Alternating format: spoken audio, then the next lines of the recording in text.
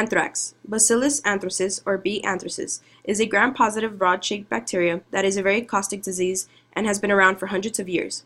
There are many interesting facts about anthrax's discovery, how it affects a victim, and its modern uses. Anthrax is a versatile bacteria that can survive in a human and animal hosts. Anthrax can be easily spread from animals to humans, so it has been important for civilizations to observe its behaviors closely. Anthrax is believed to have originated in ancient Egypt and Mesopotamia. Some researchers believe that anthrax may have been one of the deadly plagues sent to Egypt during the biblical story of Moses. Accounts of anthrax have been cited in ancient Greece and Rome as well. For example, in Homer's story, the Iliad, which was written in 1230 BC. In the 1800s, anthrax was relatively common, but diagnosis was still unreliable. Doctors had noticed that people who worked with animal hides were more prone to the disease, and it was often called wool sorter's disease. By the mid-19th century, the rod-shaped bodies found in the blood of infected animals were linked to the disease and were named Bacillus anthracis. Scientist Robert Koch was the first to do in-depth studies of the disease. In 1877, Koch performed an experiment that isolated the anthrax bacterium and injected it to live animals. He used his findings to demonstrate what came to be known as Koch's postulates, which is a direct relationship between microorganisms and a disease. In 1881, Louis Pasteur built on the work of Robert Koch and began to develop a vaccine against anthrax. He injected a group of farm animals with a weakened form of anthrax bacilli and kept a group of animals untreated as a control. At the end of 4 weeks of the control group, most of the animals had either died already or ended up dying shortly after. The vaccinated animals were all alive. Now we know that anthrax, for the most part, is a natural occurring spore that can be found in the ground. Plants absorb anthrax into their root system. Animals eat the plants, and humans handle the animals. When a subject dies, the anthrax from their body is reabsorbed into the earth.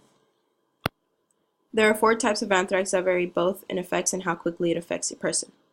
Symptoms vary and can range from itchy bumps or blisters near the site of contraction, fever, chills, nausea, vomiting, stomach pain, and headaches. Inhalation of anthrax could also cause shortness of breath, coughing, confusion or dizziness, sweat, extreme fatigue, and body aches.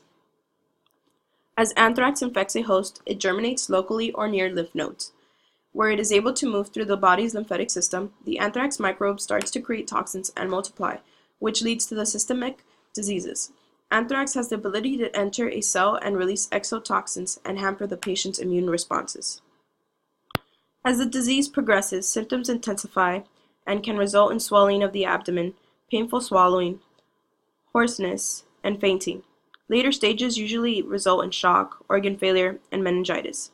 Anthrax has an incubation period between 1 day and 2 months. Researchers are especially interested in inhalation anthrax because of its potential to be weaponized and used for bioterrorism. In addition, it has a longer incubation period than other types, which means that by the time it becomes detectable, it may be too late for the victim. Anthrax is treated by the use of intravenous antibiotics, usually a combination of penicillin, doxycycline, or ciprofloxacin. In addition to this, antitoxins must be used to combat the toxins and poisons the anthrax bacteria produces. Anthrax has a mild resistance to treatments, which is a problem, but it is surpassable with modern medicine. That being said, there have been attempts to make the bacteria more resistant and thus more dangerous as a weapon. To complicate diagnosis, there is no reliable way to test a person for anthrax. The Laboratory Research Network, known as LRN, can test specimens to determine one's chances of having anthrax. To recap, anthrax can have a long incubation period. It can be made to be drug resistant, and it cannot be directly tested. In other words, anthrax is the ideal disease for bioterrorism.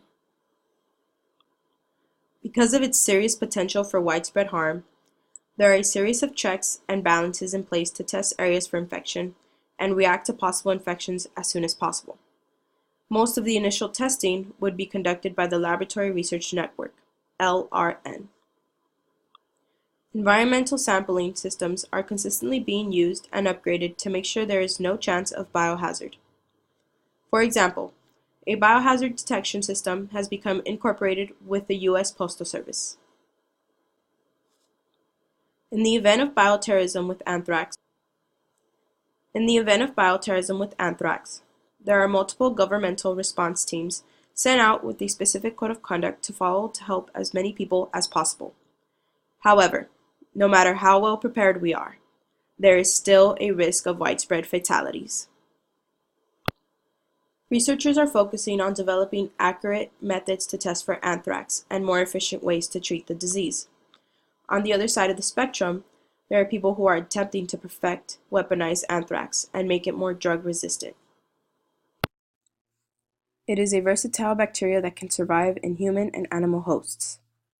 While researchers focus on developing methods to test for anthrax, it is a disease that has shaped a lot of modern views on bacteria and vaccinations. Anthrax has the potential to shape the future as a weapon of mass destruction. It is best to become aware and learn as much as we can and prepare accordingly. As a wise person once said, "I know not with what weapons World War III will be fought, but World War IV will be fought with sticks and stones." Thank you. This concludes our presentation on anthrax, brought together by Bryce Baker, Jacqueline Langeland, Alejandra Rosales, and Erica Peck. Thank you.